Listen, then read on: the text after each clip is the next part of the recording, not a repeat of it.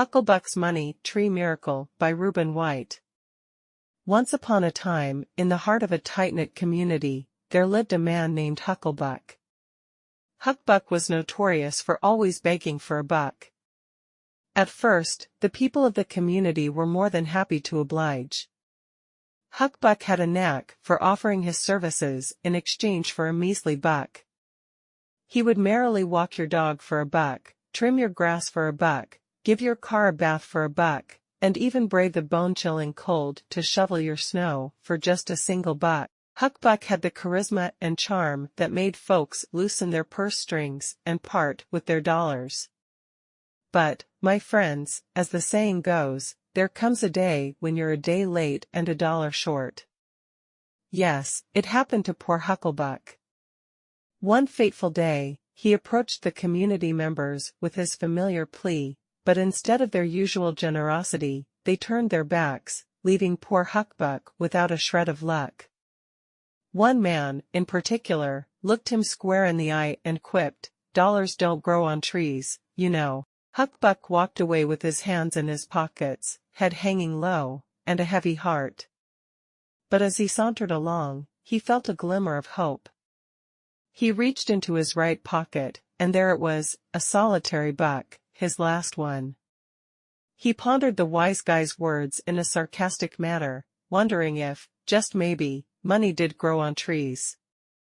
With newfound determination, Hucklebuck set off to explore a nearby field of dreams. He clutched his shovel tightly and began to dig, plowing, and digging some more. Then, with a sense of purpose, he planted his last buck deep into the fertile earth. As he gazed skyward, a rain cloud suddenly appeared on the horizon. Raindrops began to fall, soaking the earth below. A week passed, and Hucklebuck returned to the field of dreams. To his sheer astonishment, the single dollar he had planted had sprouted into the most magnificent tree he had ever laid eyes upon.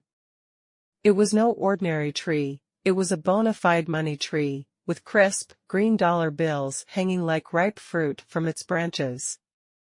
Overjoyed and filled with wonder, Hucklebuck knew he had struck gold, or rather, green.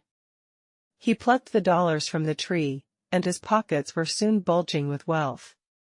The naysayers from his community watched in amazement as Hucklebuck drove into the city in a gleaming Cadillac sedan, feeling mighty grand. Hucklebuck donned a sharp cashmere suit, complete with a special pocket designed just for his newfound loot. As he walked down the city streets, he couldn't help but smile at the irony of it all.